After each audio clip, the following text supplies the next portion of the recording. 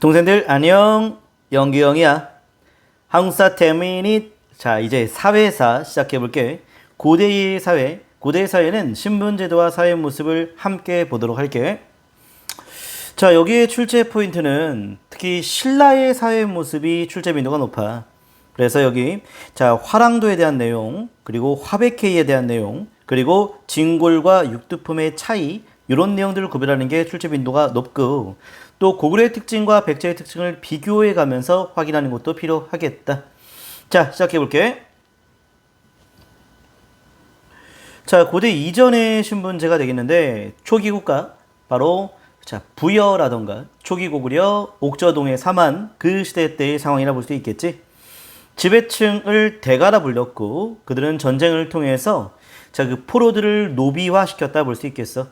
대가 밑에는 호민이 있는데, 호민은 대가를 대신해서 음락을 지배했고, 그리고 하호는 생산층으로서 자, 이 대가한테 식량을 제공하는 역할을 했다 보시면 되겠어요. 자, 천민은 노비층을 말하는 거지, 그치? 자, 그리고 고구려 백제 신라, 자, 통일된 이후의 사회를 바로 고대 국가 이렇게 얘기하지. 그래도 고대의 신분제를 확인해 보면 3신분제가 되겠어. 귀족과 평민, 천민. 근데 평민보다 하층 평민, 평민보다 열악했던 하층 평민으로서 향부곡이 있다 보면 되겠어.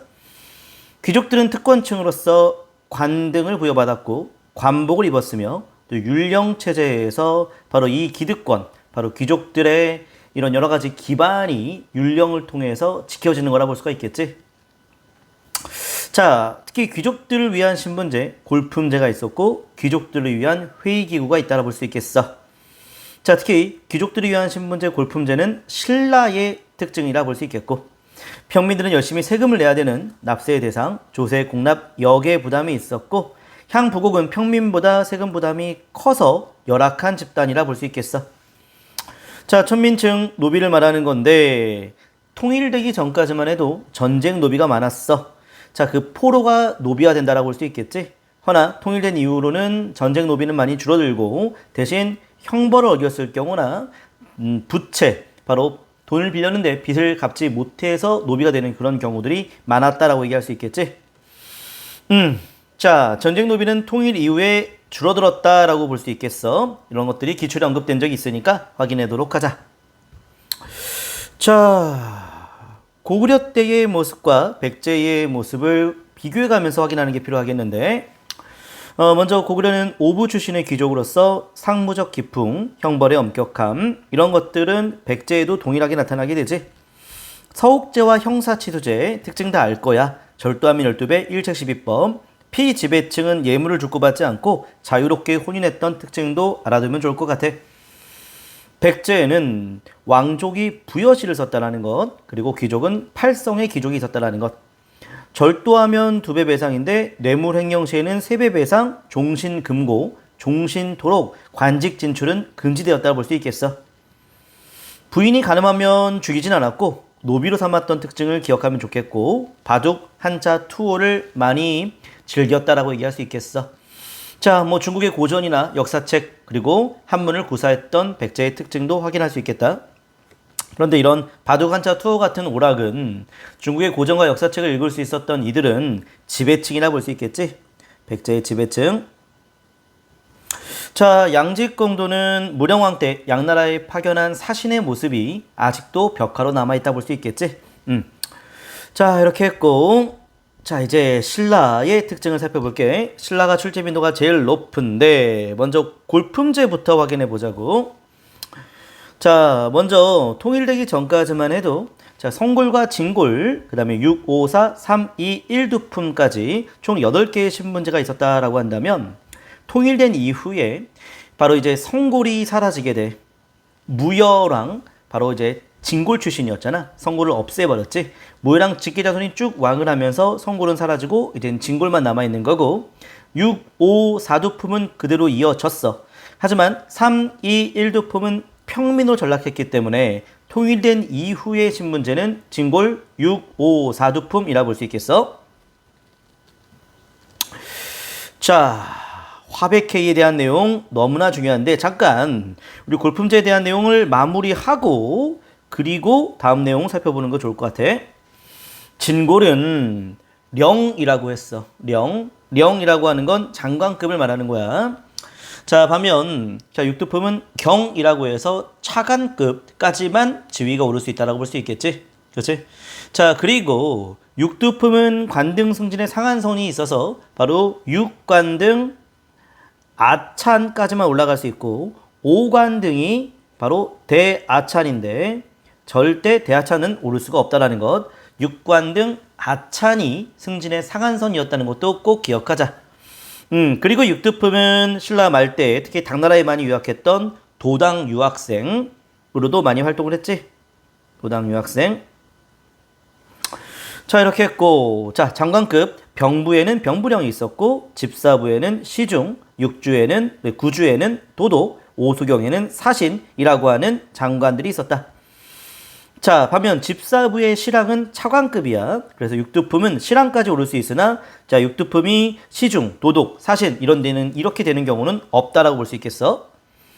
자, 그리고 이 주의 장관 원래는 군주였는데 통일되면서 총관으로 바뀌었다가 나중에 도독으로 바뀌었다라는 건데, 총관과 도독은 행정의 기능이 강화되었음을 보여주는 표현이야.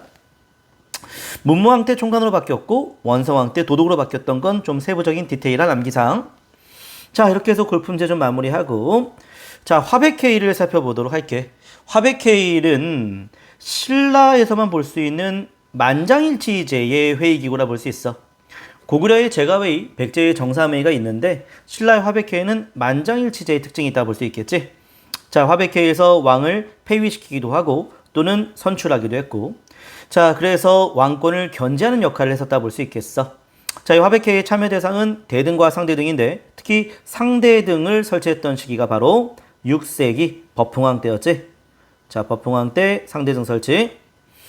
자, 화백회는 만장일치의 성격을 띠기 때문에 귀족의 단결을 도모하고 부패를 방지하는 역할을 하였었고, 자, 이 화백회의가 열렸던 장소는 신성지역 사영지였다는 것도 살짝 참고하고, 화백회의의 전신은 남당이라 하였다.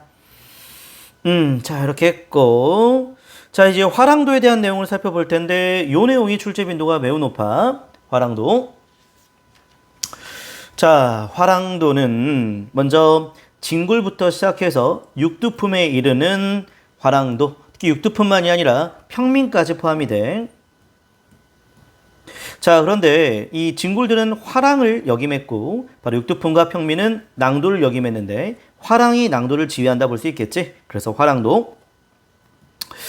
자, 진흥왕 때에 화랑도가 국가 조직으로 개편되었고 그 전에는 여성 중심의 원화제도였어. 이 화랑도에 화랑들의 살신성인의 모습들이 있었기 때문에 계급 간의 갈등을 완화시키는 역할을 했었고, 특히 화랑은 스스로 미륵으로 자처했던 미륵불신앙의 성격도 있었어. 자, 원광법사는 화랑들을 위한 계율 세속 5개를 만들어줬지. 충과 효와 신을 강조했고 임전무태, 살생, 유택을 강조했던 세속 5개 원광법사가 만들어줬지. 최추현은 화랑도 안에 유불도 사상이 다 들어와 있다는 내용을 낭랑 비서문을 통해서 밝혔다 볼 수 있어. 그래서 화랑도는 유불도가 다 들어가 있는 우리나라의 바로 아주 중요한 조직이라 볼 수 있겠어. 자, 이렇게 해서 화랑도까지 봤고, 자, 특히 화랑도가 세속 5개를 통해서 유교의 충효 윤리, 충효 논리들, 그리고 전통적인 공동체 윤리 이런 것들이 다 조화시키고자 했다고 볼 수 있겠어. 특히 세속 5개.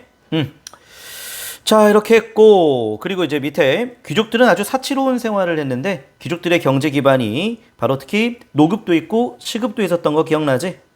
그 밖에 대농장, 전장을 소유했다는 것도 기억해두도록 하자. 금입택과 사절유택, 섬에서 특히 이 돼지, 소 길러다가 활로 싸서 잡아먹었다라는 그런 사료 기억해줘야겠지. 자, 이렇게 확인했고, 자, 그리고 밑에 보면 건축이나 주종에 종사하는 사람들도 남아라는 관등을 받은 적이 있었다라고 볼 수 있겠어. 그렇지? 자, 건축 또는 주종, 종을 만든다라는 거지. 자, 이럴 때에는 남아 같은 관등을 받았다라는 것은 그만큼 건축과 주종도 아주 중요한 역할이었다라고 생각할 수 있겠지. 자, 이렇게 했고, 그 다음에 이제 발에 대한 내용을 살펴볼 텐데, 발해는 전체 인구 중에 피지배층이 제일 많은 인구지. 그래서 이 피지배층 말갈인들이 자, 가장 많은 인구 구성이라 볼 수가 있겠고, 특히 말갈인 촌장 수령, 바로 이 촌장 수령은 토착 세력이라 볼 수 있겠어. 수령이라는 말은 일반적으로 지방관을 말하는 건데, 발해에서만 수량이 바로 토착 세력 촌장을 말한다라고 얘기할 수 있겠다. 자, 그리고 자, 고구려인들이 대부분 지방관을 역임했고 고구려인들이 지배층이었다. 자, 그런데 여기서 이 화살표에 대한 의미, 일부 말갈인들이 지배층이 될 수 있고 고구려인들이 피지배층으로 전락하는 경우도 있다는 얘기니까, 자, 바로 고구려인들이 지배층이고 말갈인들이 피지배층이라는 것은 대체로 그랬다라는 거야. 이렇게 신분 이동이 일부 가능하기도 했다라고 얘기할 수 있겠어. 자, 여기까지 하면 되겠고, 자, 이렇게 해서 우리 고대의 사회 뭐 특별히 어렵지 않죠? 예, 고대의 사회는 이렇게 이 정도만 봐도 좋을 것 같습니다. 자, 수고하셨습니다.